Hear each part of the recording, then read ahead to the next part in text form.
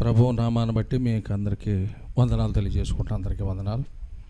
TV పరిచర్య, దైవ సన్నిధి టీవీ పరిచర్యను మీరెంతో చక్కగా చూస్తూ వింటూ ఆశీర్వదించబడుతున్నారు. సరే, మీకు అవకాశం ఉన్నంత వరకు తప్పకుండా ఎక్కువ సమయాన్ని ప్రభు కోసం కేటాయించాలని మీకు మనవి చేస్తూ ఉన్నాను. వాక్యముతోనూ ప్రార్థనతోనూ, ప్రార్థనా శక్తితో నింపబడాలి. పరిశుద్ధాత్మ ఆ కార్యం మీరు చూడాలని నా యొక్క ప్రార్థన. అలాగే వాక్యము మనం పరిశుద్ధ గ్రంథం మీరు తెరిచి చూస్తే, శ్రద్ధగా నోట్స్ రాసుకుంటే చాలా దీవించబడతారు.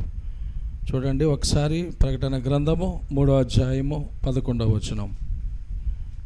ప్రకటన గ్రంథము 3వ అధ్యాయము 11వ వచనం. నేను త్వరగా వచ్చుచున్నాను. ఎవడును నీ కిరీటము అపహరింపకుండునట్లు, మీ కిరీటము అపహరింపకుండునట్లు నీకు కలిగిన దానిని గట్టిగా పట్టుకొనుము.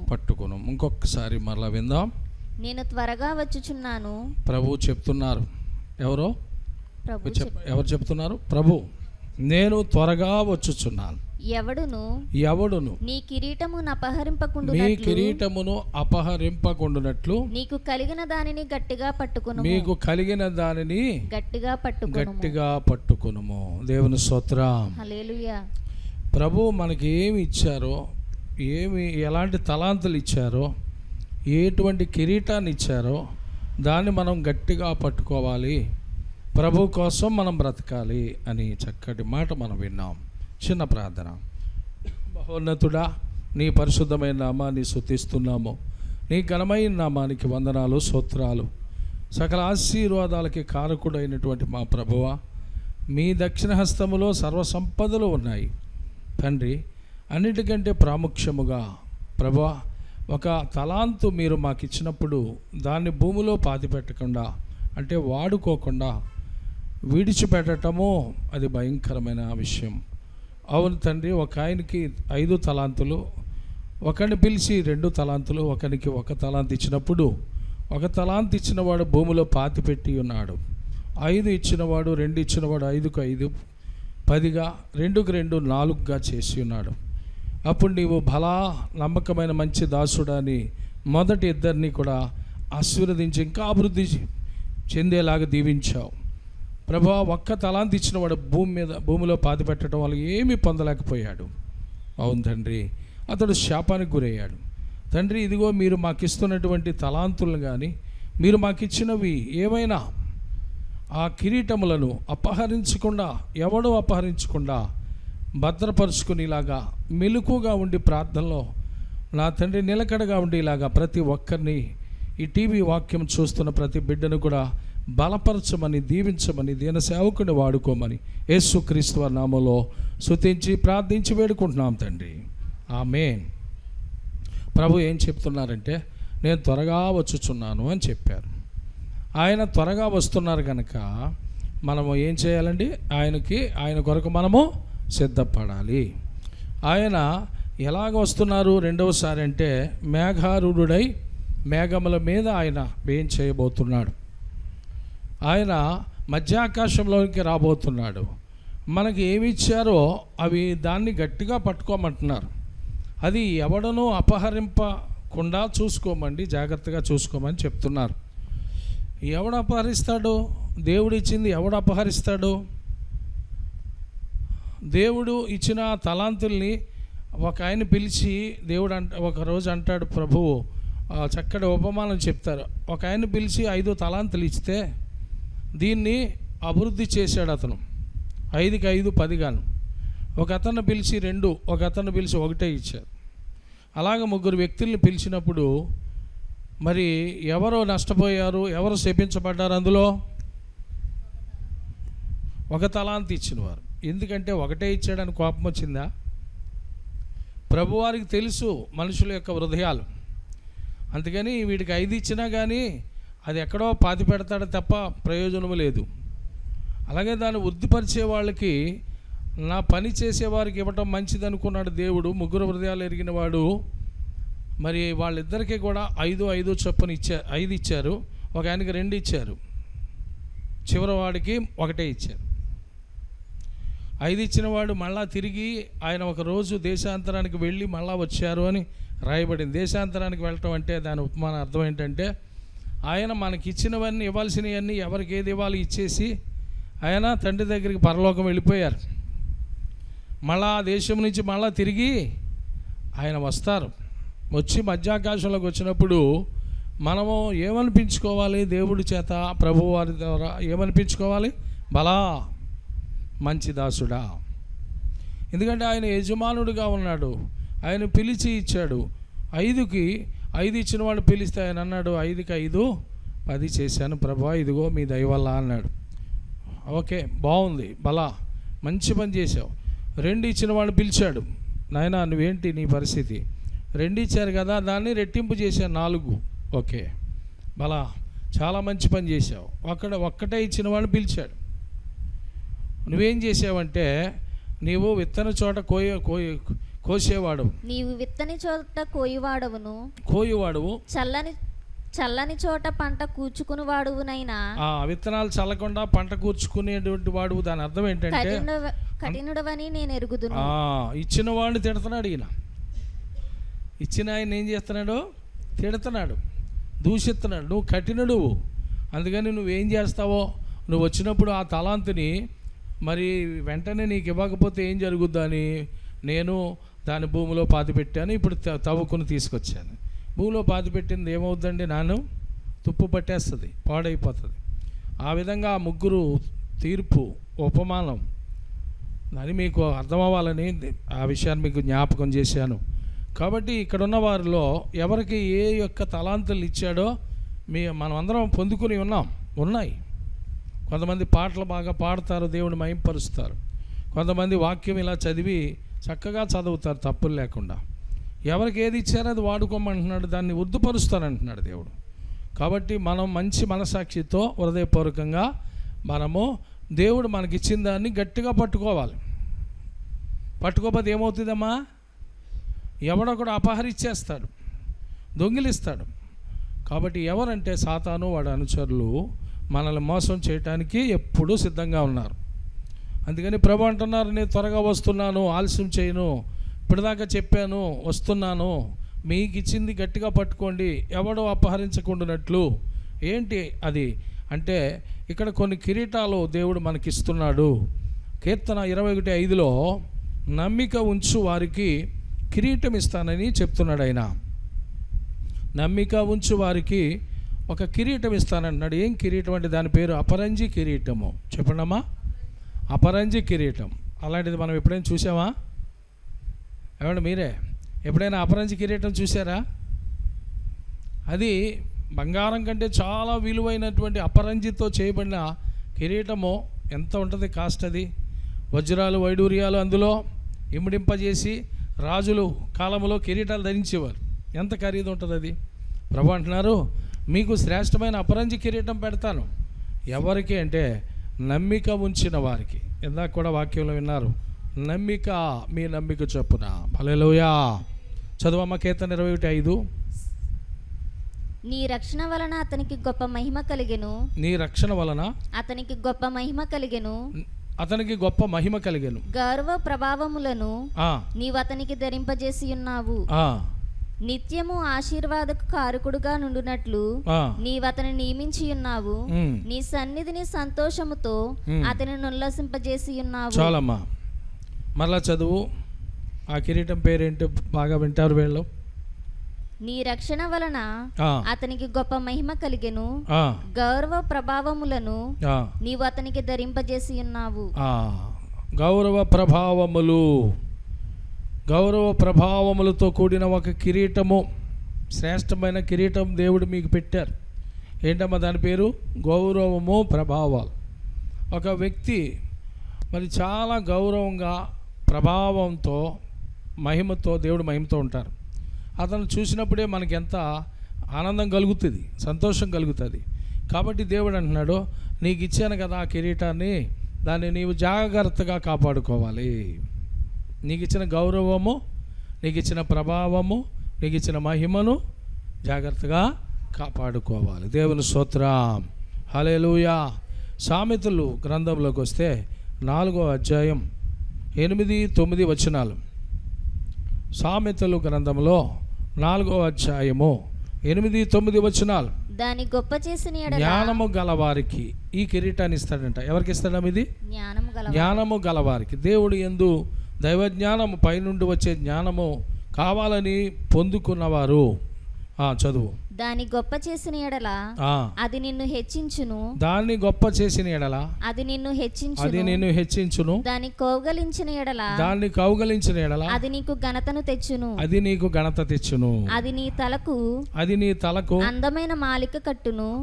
ప్రకాశమానమైన కిరీటమును నీకు దయచేయును. హల్లెలూయా. హల్లెలూయా. ఏం కిరీటం అంటండి? ప్రకాశమానమైన కిరీటము దేవుడు ఇస్తానంటున్నాడు. అది దగదగా మెరిసేటువంటి చాలా ప్రకాశమైన వెలుగు.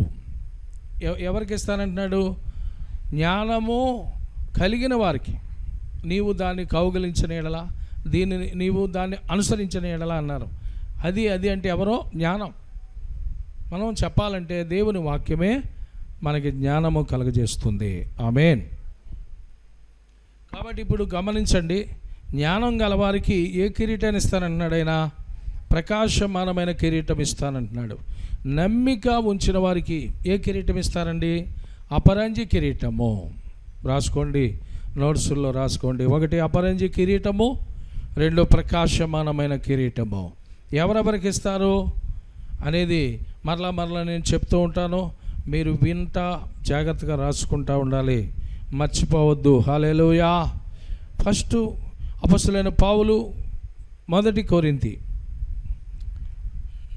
కొరింథీయులకు రాసిన మొదటి పత్రికలో 9వ అధ్యాయం 25వ వచనం. అపొస్తలుడైన పౌలు కొరింథీయులకు రాసిన మొదటి పత్రిక 9:25. మరియు 10 మంది పోరాడు ప్రతివాడు అన్ని విషయములందు మితముగా ఉండును. వారు క్షయమగు కిరీటమును పొందుటకును, మనమైతే అక్షయమగు కిరీటమును పొందుటకును మితముగా ఉన్నాము. ఏ కిరీటం చెప్పండి? ఇది అమ్మా 7 కిరీటాల గురించి చెప్తాను చాలా సింపుల్గా. అప్పుడే 3వ విషయం తెలుసుకుంటున్నాం. ఇది అక్షయమైన కిరీటం. దేవుడు ఇలాంటి కిరీటాలు ఇస్తానని మీకు చెప్తున్నాడు. మీకు ఇష్టమేనా? అలా నోరు మెదుపుతలేదు. మీకు ఇష్టమేనా? కిరీటాలు వద్దా మీకు? ఆయన రారాజుగా ఆయన ఏళ్తున్నప్పుడు ప్రపంచాన్ని, ఆయన పిల్లలుగా మనము యువరాజులుగా యువరాణులుగా ఉండాలంటే మనం దేని జయించాలంట? లోకమును దాని ఆశల్ని జయించాలి. శరీర క్రియలను చంపుకోవాలి. పరిశుద్ధాత్మను మనము పొందుకుని శరీర క్రియలన్నీ బయటికి గెట్అవుట్ అని చెప్పాలి. ఎప్పుడైతే దేవుని శక్తి మనకు కావాలనుకున్నామో, దేవుని ప్రభావంతో మనం పొందాలనుకున్నామో, ప్రభు అన్నీ ఇస్తూ ఉంటారు. ఏమండి, మనం భూమి మీద చాలా కష్టపడి మొత్తం మీద ఒక 10 లక్షల రూపాయలు, ఏమా ఎంత కావాలి మీకు? 20 లక్షలా? 50 లక్షలా? మీ టార్గెట్ ఏంటి? ఎంత సంపాదించాలనుకుంటున్నారు? ఎన్ని ఎకరాల పొలం కొనాలని? ఓకే, 2 ఎకరాలు 3 ఎకరాలు ఇద్దరు కష్టపడి కొన్నారు. సరే, మళ్ళీ ఎవరికో మగతాకి ఇచ్చి మళ్ళీ వెళ్ళారు, మళ్ళీ 1 ఎకరం కొన్నారు. కానీ దేవుడిచ్చేటువంటి ఈ కిరీటాలు లేకుండా, దైవజ్ఞానం లేకుండా ఎంత సంపాదించినా వ్యర్థం అంటున్నాడు దేవుని స్తోత్రం. ఇది ఎంత కష్టపడుతుందా? మీ కష్టమో దేనికోసం? డబ్బు కోసమా? బంగారం 10 కాసులు లేదా 20 కాసులు 30 కాసులు సంపాదించారు. ప్రభువు లేకపోతే అవన్నీ సున్నా అంటున్నాడు. దేని మీద మనం దృష్టి అంతా పెట్టాలి? పరలోకం మీద. ఏది మనకు అవసరం? దేవుడు అవసరం. కాబట్టి మొదటి స్థానం ఎవరికి ఇవ్వాలి చెప్పండి? దేవుడికే ఇవ్వాలి. ఎంత సంపాదించినా వ్యర్థమా కదా? ఒక రోజున అవన్నీ వదిలి మనం వెళ్ళాలి. కాబట్టి ఇక్కడ వాక్యము సెలవిస్తూ ఉంది, మీకు 7 కిరీటాలు సిద్ధంగా ఉంచాను. కుమారులారా, నమ్మిక ఉంచిన వారికి అపరంజి కిరీటం ఇస్తాను, జ్ఞానం గలవారికి ప్రకాశమానమైన కిరీటం ఇస్తాను, నిరీక్షణ ఉంచేవారికి అక్షయ కిరీటం ఇస్తాను. ఇది చాలా గొప్ప విషయం, మీరు రాసుకోవాలి, నోట్స్లో రాసుకోవాలి. రాస్తున్నారా? ఇప్పుడే రాస్తున్నామండి, ఇప్పుడే మొదలెట్టామండి. నిరీక్షణ. ఎవరి కోసం నిరీక్షణ? ఇతర దేశం వెళ్ళాలని నిరీక్షణ మంచిదే. దేవుడు మీకు అవకాశం ఇచ్చారు. అమ్మా ఏదో రావాల్సింది, దానికోసం నిరీక్షణ మంచిదే. వీటన్నిటికంటే గొప్ప నిరీక్షణ నా ప్రభు వస్తాడని. హల్లెలూయా. ఆయన మొదట వచ్చి వెళ్ళిపోయారు బాలయేసుగా. యవన రక్తము కాచారు పెద్దోడు అయిన తర్వాత, యవనుడు అయిన తర్వాత ఆయన మళ్ళీ వెళ్ళిపోయారు, వస్తానంటున్నారు ఆయన. అదే నా నిరీక్షణ. ఆకాశం వైపు ఒకసారి చేతులెత్తి ఆయా ప్రభు వైపు చూడండి. హల్లెలూయా. మీ నిరీక్షణ ఏంటి? ప్రభు వస్తాడు. నా నిరీక్షణ అదే. మీ నిరీక్షణ ఏంటో చెప్పండి. మాది కూడా అంతేనండి. ప్రభు వస్తే మనం ఎలాగ ఉండాలండి? నిరీక్షణతో సిద్ధపడి ఉండాలి. దేవుని కృపతో నిండుకొని, వాక్యంతో నిండుకొని ఉండాలి. ఏది ఆయనకి ఇష్టము కాదో దాన్ని వదిలిపెట్టేసి మనము ఆయన కొరకు ఇష్టముగా జీవించాలి. మంచిది. కొరింథీ పత్రిక మీరు చదివారు 9:25. నిరీక్షణ ఉంచు వారికి అక్షయ కిరీటం ఇస్తాను. హల్లెలూయా. 4వ కిరీటము నీతి కిరీటం. చెప్పండి ఒకసారి, చెప్పాలి. నీతి కిరీటం. చిరునవ్వుతో చెప్పండి, సంతోషంగా, కోపంగానా? ప్రభు కిరీటాలు ఇస్తాను, ఇలా ఉంటే చాలు నాకు అని అంటున్నాడు ఆయన. ఎలా ఉంటే నీతి కిరీటం ఇస్తారో తెలుసా? సువార్త ప్రకటిస్తే నీతి కిరీటం ఇస్తారంట. మీరు ఎక్కడున్నా, ఏ ఊళ్ళో ఉన్నా, ఏ ప్రాంతంలో ఉన్నా, ఏ దేశంలో ఉన్నా, కష్టంలో ఉన్నవారు, శ్రమలో ఉన్నవారు, బాధల్లో, రుగ్మతలతో, చీకటి శక్తులతో ఆవరించబడి నెమ్మది లేకుండా ఎవరైనా మీకు కనిపిస్తే వాళ్ళకి సువార్త చెప్తే వాళ్ళు వింటారు. అమ్మా మార్తలో దైవ సన్నిధిలో వాక్యం చెప్తున్నప్పుడు, అలాగే పరిశుద్ధాత్మ ద్వారా దేవుడు ప్రవచిస్తున్నప్పుడు చాలా కార్యాలు జరుగుతున్నాయి. నేను అక్కడికి వెళ్ళాను, మేలు పొందాను. నేను అక్కడికి వెళ్ళాను, నా కుటుంబం ఆశీర్వదించబడింది అని చెప్పి వారికి కూడా మేలు కలిగేలాగా నువ్వు చూడగలిగితే. తీపరిశిస్తున్నారు వాళ్ళ ఆయన చాలామందికి చెప్తున్నారు. వాళ్ళ బాధలో ఉన్నారు, వాళ్ళ కష్టంలో ఉన్నారు, యాక్సిడెంట్ అయిపోయింది, పాపం చాలా రక్తకొల్లులో ఉన్నారు. వాళ్ళు ఫోన్ చేయడానికి కొంచెం కష్టమే, తొయ్యదు. కానీ ఆ బిడ్డలు చేసి పలానా కష్టంలో ఉన్నారు, యాక్సిడెంట్ అయిపోయింది, చాలా ప్రమాదంలో ఉన్నారు ఇద్దరు అని చెప్పగానే మేము వెంటనే స్పందించి, ప్రభువా సహాయం చేయవా, వాళ్ళకి కృప చూపించవా, వాళ్ళు చాలా రక్తంలో కొట్టిమెట్లాడుతున్నారంట, ఇప్పుడే యాక్సిడెంట్ ఏందంట అని మేము ప్రార్థన చేసాం. మేము ఇక్కడ లేము కానీ వేరే చోట హైదరాబాద్లో సువార్తకి వెళ్ళాం. ఫోన్ అక్కడికి వచ్చినప్పుడు చాలా వేదన పడ్డాం. కాబట్టి కన్నీళ్లతోటి మనం ఎవరైనా కష్టంలో ఉన్నప్పుడు వాళ్ళకి ప్రార్థన చేస్తే అది ఇండైరెక్ట్గా సువార్త మీరు ప్రకటించగలిగితే, అంటే 2 మాటలు, ఎన్ని మాటలండి? 2 మాటలు మీరు చెప్పడం ద్వారా వారికి కూడా ఆ సన్నిధికి వచ్చి మేలు పొందినప్పుడు వారికి నీతి కిరీటం పెడతానంటున్నాడు దేవుని స్తోత్రం. 2 చేతుల పైకి ఎత్తి గట్టిగా స్తోత్రం చెప్పండి. హల్లెలూయా. నీతి కిరీటం ఎందుకో తెలుసా? అది నీతి కార్యం. నేను 2 బాప్తిసం పొందారు. మత్తయి సువార్త 3వ అధ్యాయం చదివించాను.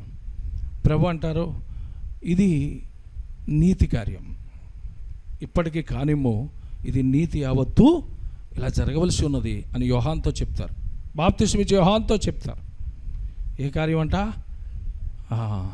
మారు మనసు నిమిత్తమైన బాప్తిసం పొందటం నీతి కార్యం. పొందారా? నా వైపు చూడండి. పొందారా లేదా? బాప్తిసం పొందారు, మారు మనసు ఉందా? అది ఎలా తెలుస్తుందండి? ఉందో లేదో ఎవరికి? అదేం కనపడేది కాదు. ఎలా తెలిసింది మారు మనసు? క్రియల వల్ల. మన అడుగు, మన మాట, మన చూపు, మనం దేవుడికి ఎలాగ చేయాలో అలాగా టైం ప్రకారం పద్ధతిగా ఉంటే అది మనకి ఇతరులు చూసి, ఓ ఈ వ్యక్తిలో మార్పు వచ్చింది, మారు మనసు అంటే ఇదే కావాలి అని సంతోషపడతారు. ప్రియులరా, సువార్త ప్రకటించిన వారికి చెప్పండి, సువార్త ప్రకటించే వారికి నీతి కిరీటము. హల్లెలూయా. ప్రియులరా గమనించండి, ఇంకొక కిరీటం గురించి నేను చెప్పాలి. వింటారా? సంతోషంగా ఉన్నారా? అపోస్తలుడైన పౌలు తెస్సలోనికైల సంఘానికి రాస్తున్నారు పత్రిక, మొదటి పత్రికలో 2వ అధ్యాయం 19వ వచనం. ఏలయనగా మన నిరీక్షణ అయినను ఆ, ఆనందమైనను ఆ, అతిశయ కిరీటమైనను ఆ. ఏది ఏది? మన ప్రభువైన యేసు యొక్క ఆ. రాకడ సమయమున ఆ. ఆయన ఎదుట మీరే కదా. చప్పట్లు కొడదాం, హల్లెలూయా, గట్టిగా చప్పట్లు కొడదామా. ఆ భక్తి గల విశ్వాసుల కంటండి దేవుడు అతిశయ కిరీటం ఇస్తారంట. ఎవరికి? విశ్వాసులు, అందరం విశ్వాసులను చెప్పుకుంటాం, కానీ విశ్వాసులకి ఏముండాలంటే భక్తి. ఉదయం తెల్లారుజాము 4 గంటలు లేవటం లేదా 5 గంటలు లేవటం, మొదట ఆయన పని చేయటం. భక్తి గల స్త్రీలు, భక్తి గల పురుషులు, భక్తి గల పిల్లలు, యవనస్తులు, వారికి అతిశయ కిరీటం ఇస్తానంటున్నాడు దేవుడు. ఎవరైనా అతిశయపడాలి మనం? ధనమందా, బంగారమా, పొలాన్ని బట్టా, దేవుని బట్టి. చెప్పండి అందరూ, యేసయ్యను బట్టి మనం అతిశయపడాలి. హల్లెలూయా. తర్వాత పేతురు పత్రిక, మొదటి పత్రిక 5:4. పేతురు 5:4, 5:4 ప్రధాన కాపరి ప్రత్యక్షమైనప్పుడు మీరు వాడబారని మహిమ కిరీటం పొందుదురు. చిన్నలారా, చాలమ్మా, వాడబారని మహిమ కిరీటం ఇస్తానంటున్నాడు. పక్కన ఉన్న వారితో చెప్పండి, పక్కన ఉన్న వారితో చెప్పండి ఒకసారి, వాడబారని మహిమ కిరీటం. వాడబారని మహిమ కిరీటం ఎంత అద్భుతంగా ఉంది. అది వాడబారదు. చెట్టు నీళ్ళు లేకపోతే భయంకరమైన, మొన్న ఎండల్లో వాడిపోయినాయి, మళ్ళీ వర్షం రాగానే ఏమైనా ఉన్నాయి కొన్ని చెట్లు. కాబట్టి ప్రియులారా, దేవుని వాక్యం అనే నీరు లేకపోతే ఎండినా ఎడారిలాగా అయిపోతాం. దయచేసి గమనించాలి, మహిమ కిరీటాన్ని అది ఇస్తానంటున్నాడు. వాడబారని మహిమ కిరీటాన్ని ఇస్తానంటున్నాడు. అది ఎవరికి ఇస్తాడంటే నిజమైన సేవకులకంట. హల్లెలూయా. సేవకులు ఉన్నారు, కానీ నిజమైన సేవకులు కావాలి ఆయనకి. హల్లెలూయా. అందరూ సేవకులే, కానీ నిజమైన సేవకులు. ఇందాక అన్నాను విశ్వాసులు అన్నాను. విశ్వాసులు ఎలాంటి వాళ్ళు అన్నాను చెప్పట్లేదు, ఎక్కడో పెట్టుకొచ్చానండి నా బుర్ర. భక్తి గల విశ్వాసులు అని చెప్పండి. ఏమా నువ్వు చదివిదా, నువ్వు కూడా చెప్పట్లేదు. విశ్వాసులు అంటే ఎవరో? అదే సేవకులు అంటే ఎవరంటే నిజమైన సేవకులకి మహిమ కిరీటం ఇస్తాను, భక్తి గల విశ్వాసులకి అతిశయ కిరీటం ఇస్తాను. ఎవరంటున్నారు ఈ మాటలో? ప్రభు, ఇదిగో నేను త్వరగా వచ్చుచున్నాను అన్నారే ఆయన. హల్లెలూయా. ఇంకో కిరీటం ఉంది, ప్రకటన 2:10. ప్రకటన 2:10. ఇదిగో మీరు శోధించబడినట్లు అపవాది మీలో కొందరిని చెరలో వేయింపబోచున్నాడు. అదిగో అమ్మా, శ్రద్ధగా వినాలి. మీరు శోధించబడినట్లు మీలో కొందరిని అపవాది చెరలో వేయింపబోచున్నాడు. 10 దినములు శ్రమ కలుగును, మరణం వరకు నమ్మకంగా ఉండుము, నేను నీకు జీవ కిరీటం ఇచ్చేదను. మరణం వరకు నమ్మకంగా ఉన్న వారికి జీవ కిరీటం. చప్పట్లు కొడదాం, హల్లెలూయా. చప్పట్లో సౌండ్ వస్తలేదు. ఓకే, దేవుని స్తోత్రం. అంటే వర్షం వచ్చినప్పుడు అంట ఒక్కో చినుకు పడద్దంట. జోరుగా వచ్చినప్పుడు ఎంత శబ్దం వచ్చిందో చూశారు నేను మధ్యాహ్నం. అలా కొట్టాలి చప్పట్లో, గట్టి కొట్టండి. దేవుని స్తోత్రం అనండి, దేవుని స్తోత్రం. హల్లెలూయా. ఇప్పుడు జీవ కిరీటం ఎవరికి ఇస్తాడు? శోధనలు సహించేవారికి. శోధనలు మరణం వరకు నమ్మకంగా ఉంటే జీవ కిరీటం ఇస్తాడమ్మా. ఆ కిరీటాన్ని మనం ధరించుకోవాలి. ఆ దేవుని రాకడికి మనం నిరీక్షణ కలిగిన వారు సిద్ధపడాలి. ప్రభువారు ఎలా వస్తారో చెప్తున్నాను, ఏ కిరీటం పెట్టుకుని వస్తారో చెప్తున్నాను, ఆయన ఎలా కనబడతాడో మేఘాల మీద చెప్తున్నా. 14:14 ప్రకటనలో ఇది లాస్ట్ వచనం. మరియు నేను చూడగా, ప్రకటన 14:14లో మరియు నేను చూడగా, ఇదిగో తెల్లని మేఘము కనబడెను. తెల్లని మేఘం కనిపించింది. మనిషి కుమారుని పోలని ఒకడు ఆ మేఘం మీద ఆసీనుడై ఉండెను. ఆ మేఘం మీద ఆసీనుడై ఉన్నారు. ఆయన శిరస్సు మీద సువర్ణ కిరీటమును. హల్లెలూయా. కిరీటం అనేది వచ్చిందంటే పట్టుకోవాలి మీరు. ఆయన శిరస్సు మీద ఏ కిరీటం ఉంది? సువర్ణ కిరీటం. ఎవరైనా ప్రభు మనిషి కుమారుడిగా వచ్చి వెళ్ళినటువంటి ప్రభువారు ఆయన మేఘం మీద ఒక గుర్రంలాగా పోలిక, మేఘాలు రకరకాల పోలికలు కనిపిస్తాయి మనకి. ఆ మేఘం మీద వస్తూ మేఘారూఢుడై సువర్ణ కిరీటం పెట్టుకుని తెల్లని వస్త్రాలు ధరించుకుని వస్తున్నాడు. ఆయన ప్రభువారు ధరించిన కిరీటం పేరు ఏం పేరు? సువర్ణ కిరీటం. మొత్తం 8 కిరీటాలు చెప్పాను. అందులో ప్రభు ధరించిన కిరీటం సువర్ణ కిరీటం. ఆయన సువర్ణ కిరీటం ధరిస్తారంట, మనకి 7 కిరీటాలు పెడతారంట. హల్లెలూయా. అంటే తన పిల్లలు తనకంటే గొప్పవాళ్ళుగా ఉండాలనుకుంటారు లేదా? ప్రభు అలాగే అనుకుంటున్నారు. ఆయన సువర్ణ కిరీటం పెట్టుకుని మేఘాల మీద వస్తూ ఉంటా, మనకేమో ఈ 7 కిరీటాలు ఇస్తానంటున్నారు. చెప్పాలి, వరుసగా చెప్పండి. అపరంజి కిరీటము, ప్రకాశమానమైన కిరీటము, అక్షయమగు కిరీటం, అక్షయ కిరీటము, నీతి కిరీటం, నీతి కిరీటం, అతిశయ కిరీటం, అమ్మా అతిశయ కిరీటం, అతిశయ కిరీటం, వాడబారని కిరీటం, వాడబారని మహిమ కిరీటం మాట కలిపి ఉంది కదా, జీవ కిరీటం, జీవ కిరీటం. ఈ 7 కిరీటాలు నువ్వు ఎంత ప్రయాసపడుతున్నావో ఎవరికి ఇస్తాడు? నమ్మిక ఉంచిన వారికి, జ్ఞానులకు, దేవుని జ్ఞానం గల వారికి, నిరీక్షణ దేవుడు రాకడకి నిరీక్షణ ఉంచే వారికి, సువార్త ప్రకటించిన వారికి, భక్తి గల విశ్వాసులకు, నిజమైన సేవకులకు. గట్టిగా చప్పట్లు కొడదాం, హల్లెలూయా. శోధనలు సహించిన వారికి జీవ కిరీటము. వాక్యం నేను ముగించాను.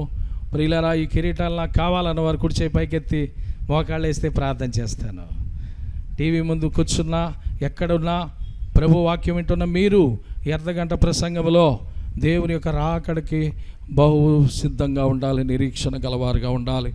2 చేతుల ఆకాశం వైపెత్తి కన్నీళ్లు కార్చి మొరపెట్టే వారికి ప్రభువారు ఆసన్నంగా చాలా దగ్గరగా ఉన్నారు, సమీపంగా ఉన్నారు, ఆసన్నులై ఉన్నారు. అవును ప్రభా, భక్తి గల విశ్వాసులు నీకు కావాలని, నిజమైన సేవకులు నీకు కావాలని, వారికి ఏమేమి ఇవ్వబోతున్నావో, ఎలాంటి కిరీటాలు ఇవ్వబోతున్నావో ఆయన మాటలతో కాదు, పరిశుద్ధ గ్రంథములో స్పష్టంగా రాయించావు, ఎంతో అద్భుతంగా రాయించావు. ఆ కిరీటాలు మాకు కావాలని కోరుకునే వారు అందరూ ఉంటారు. కానీ ఆ భక్తి ఎలా చేయాలో, విశ్వాసం అనేది, నమ్మిక అనేది ఎలా ఉంచాలో పరిపూర్ణంగా, సేవకులు, నిజమైన సేవకులు ఎవరెవరికి ఏమి ఇస్తావో అవి స్పష్టంగా నీ బిడ్డలు విన్నారు. నాకు ఇది కావాలి, నాకు ఇది కావాలి, నాకు ఇది కావాలని అడగటం కాదు, కానీ నాయన వాక్యం ప్రకారం నడవాలి. శరీర క్రియలను చంపివేసుకొని నిర్జీవ క్రియలను విడిచిపెట్టి పరిశుద్ధాత్మతో నింపబడాలనే ఆశని బిడ్డల్లో పెట్టండి. ప్రతి వాక్యము జాగ్రత్తగా హృదయమైన పలక మీద రాసుకొని, నోట్స్లో రాసుకొని మరలా చూసుకుంటూ, పరిశుద్ధ గ్రంథంతో పాటు కొన్ని బుక్స్ ఉన్నాయి, మిషనరీల పుస్తకాలు ఉన్నాయి, అవన్నీ చదువుతూ నువ్వు ఎలా త్వరగా వస్తున్నావో నీ కొరకు నిరీక్షించి ఎదురు చూసి, ప్రభా ఆ కిరీటాలు పొందుకుని దాన్ని ఎవడు అపహరించుకోకుండా జాగ్రత్తగా చూసుకోమంటున్నావు. నువ్వు వచ్చే రాకడ వరకు చాలా భయంతో గడగడలాడుతూ నీ సన్ని చేసే బిడ్డలుగా కన్నీళ్ళు ప్రార్థన, ఉపవాస ప్రార్థన, విసుగక ఎడతెగక చేసే ప్రార్థనని బిడ్డలకి ఇమ్మని యేసుక్రీస్తు వారి నామములో స్తుతించి ప్రార్థించి వేడుకుంటున్నాం పరమ తండ్రి. ఆమేన్.